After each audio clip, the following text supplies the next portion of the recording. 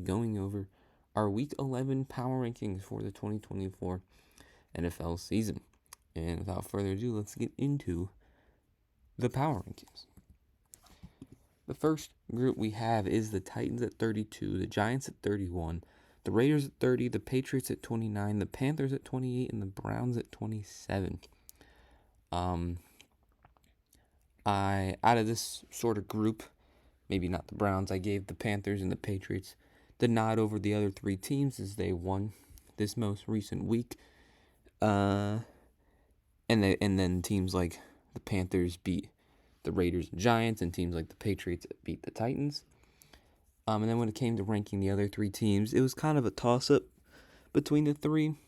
The Titans were just the lowest ranked going into the week, so I guess that's what played into them getting ranked lower than the Giants. But honestly, it's pretty much those three, then the next two because they won, and then I left the Browns at 27 because they didn't play. They had a bye week, so. But I think they're still in that bottom group, but I didn't want to drop them down for not playing. Next group is the Jags at 26, the Cowboys at 25, the Bears at 24, the Jets at 23, Saints at 22, Dolphins at 21, and the Colts at 20. Jags, I know they almost beat the Vikings, who are one of the better teams in football, but they just haven't impressed. I know they didn't have Trevor Lawrence, but to be honest, they just haven't had a very great season. It's been up and down. Like, they've had good games. I didn't want to put them below the Browns, Panthers, or Patriots, but I didn't think they should be super high because it was an ugly game versus the Vikings. Cowboys at 25, no Dak Prescott. You haven't had Micah Parsons till last week. It showed that Micah Parsons made a huge difference in that game, even though they lost by a lot. They haven't had Deron Bland, so it's just been an ugly season for the Cowboys. So I've knocked them down to 25, even though part of it is the injuries.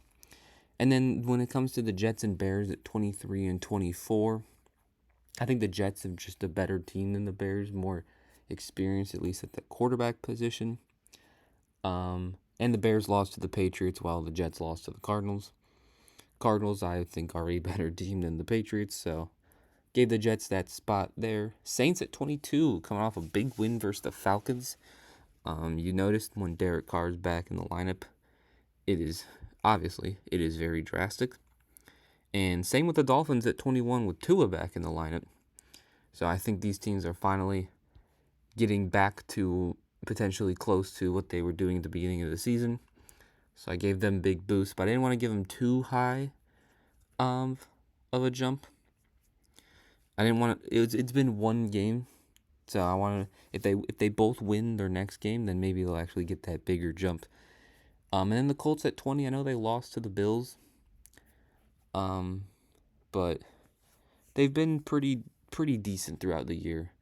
They've definitely had their bad games, but I just didn't want to put the Dolphins and Saints too high up after just one win. Next group is the Broncos at 19, the Seahawks at 18, the Rams at 17, the Chargers at 16, and the Bucks at 15. Again, I know the Broncos lost, but they almost beat the Chiefs. You could argue that they should have beat the Chiefs, but they got that blocked field goal at the end. So I think they deserve a spot. However, I didn't want to put up too high because they still did lose.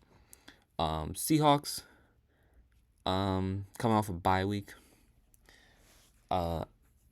I would have put them over the Rams because the Rams did not look great versus the Dolphins, but the Rams did just beat the Seahawks the last time the Seahawks played. And then the Chargers at 16, the offense is playing very good, but their defense is still great. And they got Gus Edwards back. Quentin Johnston's playing great. Ladd McConkey. They're throwing the ball to Will Dissly a lot. And no one really talks about how Herbert's playing like a top 5 quarterback, or up there in the top 5 conversation. So I moved them up to 16 because I just like how they've played over the Rams and the Seahawks and the Broncos. And the Bucks at 15. It was a competitive game versus the Niners, and I thought just what they've shown through the season that they deserve the spot over the Chargers, even though they lost. Next group, we have the Falcons at 14, the Cardinals at 13, the Bengals at 12, Texans at 11, Commanders at 10, and Steelers at 9. Falcons at 14. I know they lost to a Saints team that was ranked 28 going into this week, but they're still a very good team, and I still wanted to keep them above the Bucs as they've swept them. Cardinals at 13. I know it was the Jets, but the Cardinals have looked great this year. Kyler is probably playing like the best he's ever played. Trey McBride is playing like a potential top 3 tight end, for sure top 5. And then I know the Bengals lost to the Ravens, but you're slowly seeing that offense playing even better than they were at the beginning. Jamar Chase playing like the best receiver in football. I know the defense has not been good. It's been better over the last few weeks outside of playing Lamar and the Ravens. But I think overall they've looked good, so I gave them the 12 spot. Easily could have been the Cardinals at 12 and the Bengals at 13. Texans at 11. I know they lost to a very good Lions team, but their offense has just not been the same. I know they haven't had Nico Collins. I know they've had injuries on the O-line. But the defense is still good. I just thought the Steelers and Commanders deserved the spot over them, as they've been playing a little more consistent. And then obviously I gave the Steelers the nod over the Commanders as they've just recently beat them. Next little set of teams here is the Niners at 8, the Packers at 7, and the Vikings at 6. The Niners, now that they're getting fully healthy, Jawan Jennings is back. Christian McCaffrey, obviously the big name, he's back. Ricky Pearsall caught a touchdown, which was pretty cool. So I thought they're slowly playing like the Niners again. I just didn't want to put them above the Packers, as the Packers had a bye week, and they've just been more consistent. And then the Vikings, I gave them the spot over the Packers, as I know they lost to the Jags, and it was ugly. But they've just been overall a better team than the Packers throughout the season. And then last, not least, is the Eagles at 5, the Bills at 4, the Ravens at 3, the Lions at 2, and the Chiefs at 1. I know the Lions have been the better team than the Chiefs, but they did almost lose to the Texans, and the Chiefs are still undefeated, so I still want to keep them at 1 because they're not losing. And then, honestly, Ravens and Bills, both very impressive wins. I'll just keep them at the top 4. And then the Eagles at 5 I know it was the Cowboys, but the Eagles have been one of the better teams recently.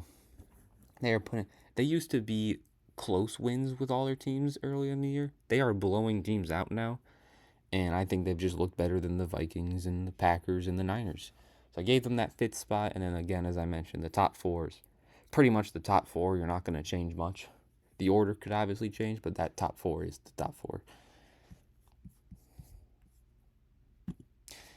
And that will conclude our power rankings for Week 11 of this NFL season.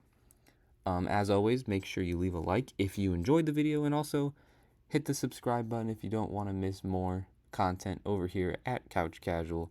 And I'll see you guys next time. Peace.